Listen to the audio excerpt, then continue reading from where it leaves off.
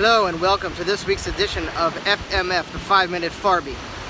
In this week's Torah portion, Chai Sarah, we learn about the first shliach, the first emissary.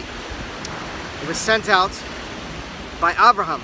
Abraham sent out Eliezer to find a shidduch, to find a match for his son Yitzchak. And the Torah goes to great lengths to explain this process of the shidduch, of this matchmaker that was done by Eliezer.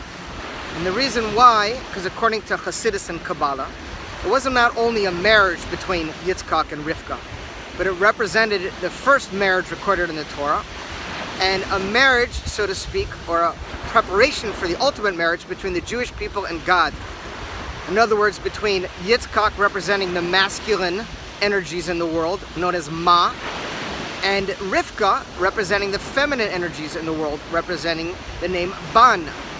Ma and Ban, respectively, represent physical and spiritual, or God and Knesset Yisrael, the Jewish people. It's not normal for physical and spiritual to be separated. Just like it's not normal for God and the Jewish people to be separated. We're meant to be one. Just like it's not normal for a husband and a wife to be separated. They're originally created as one. The ultimate combination, the ultimate culmination of this divine energy of physicality and spirituality will take place in the era of redemption when Mashiach comes. It should happen immediately. It's also Hashkacha Pratis, it's no coincidence that this week's Parsha and the Sikha from this week's Parsha given by the Rebbe was given over to the Knesset Shluchim, the gathering of the Lubavitch Shluchim that have been sent around the world to open Chabad houses. And the last address that the Rebbe gave so far, prior to his concealment, in the year Nun Beis, or 1992, exactly 26 years ago, took place in this week's Parsha, Chai Sarah. And the Rebbe gave an announcement to the Shluchim, to the Chabad representatives that were sent over the world. Next Shabbat they are reconvening in Crown Heights. There's now over 5,000 Chabad representatives over the world, over 5,000 Chabad houses. And the Rebbe said to them 26 years ago, "You've done an excellent job in spreading Judaism across the world. You've done an excellent job of spreading out the wellsprings of Torah and Hasidus and teaching people about Torah and mitzvahs and Shabbat and kosher and all these wonderful things. But now we're entering a new level. Now the game has changed. Now I'm empowering you for a new level of your shlichus, for a new level, of your being emissaries throughout the world." And the Rebbe said that all the thousands of years of the exile are over. The beginning, the middle, and the end, it's all over. That the only thing that is left is to kabbalu penei Mashiach tzikenu, to accept and greet our righteous Redeemer, that Mashiach has already been anointed by God and he is ready to be revealed. All we're waiting for is for us to spread the message, to teach people across the world about Mashiach. The Rebbe says in a way they can understand with their chokhmah, bin, and das, from the Torah. That's why the final year of the Rebbe's teachings prior to his concealment, otherwise known as Devar Malchus, or Nun Aleph Nun Beis, is completely filled with the teachings about Mashiach, about Mashiach's identity, about what it means Mashiach, what it means for us, how to prepare.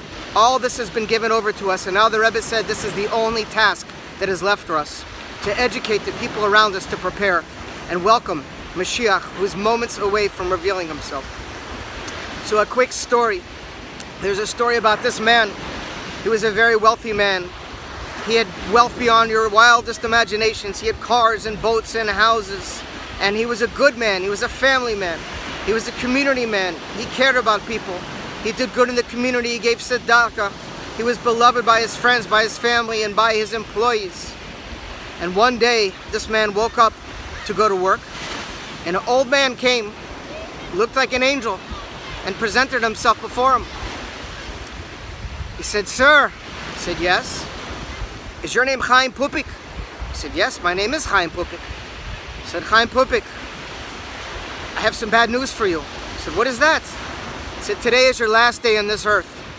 It is your last day here in this physical world." He said, "What do you mean? What did I do wrong?" He said, "You didn't do anything wrong. It has been declared above in heaven that it is your time to leave." The guy was freaking out, as you could imagine. He said, "Is this some kind of joke?" The man said, "No, it is not a joke." And he went forth and gave complete details about Chaim Pupik and his life, so he knew that he was serious. He said, "One condition that you will live and you will continue on in this world, and that is if you go into exile. If you agree to go into exile and to become a wanderer. And the man said, well, I guess it's better than death. Can I say goodbye to my family? He said, sure. The man went in, he said goodbye to his family. Everyone was crying, as you could imagine.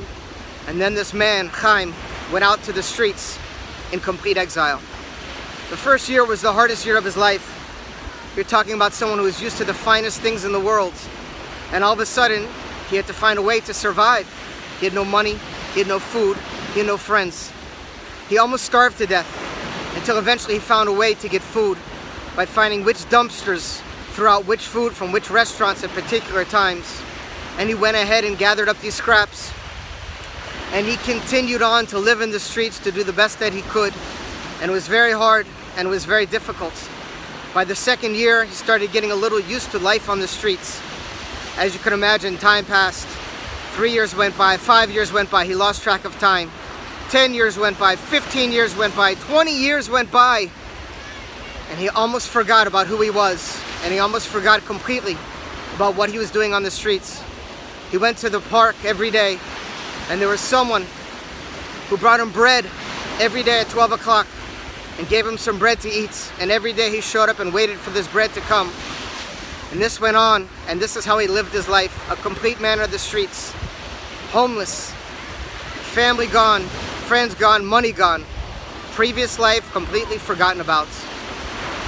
Then one day, that man who came 20 years ago, that angelic looking man came and said, Mr. Chaim Pupik. He said, yeah. He said, do you remember me? He said, no. He said, I'm the one who sent you to exile over 20 years ago. He said, I'm sorry, I don't remember you. He said, well, I'm here to tell you that your exile is over. You get to go home to your family. You get to go home to your friends, to all of your things. You can return. Wake up.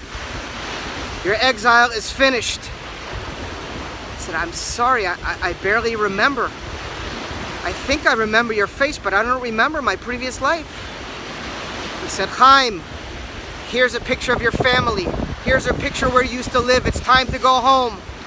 Chaim opened up his eyes and he realized, oh my God, you're right. I remember. I'm ready to go home, except for one thing. Can I wait another half an hour? The angelic man said, what do you want to wait half an hour for? He said, at 12 o'clock, there's a man who brings me bread in the park. Can I wait for my sandwich? And the lesson is, of course, that God sent us all into exile thousands of years ago. And we forgot about who we really are. We forgot about our real divine purpose in coming here. But the Rebbe has announced that it's over. The time of your exile is over and the time of your redemption has arrived. It's time to wake up and return to our former state of glory. You need to prepare for Mashiach. It's moments away. By learning about Mashiach, by living Mashiach, and by realizing that the time of our redemption has arrived.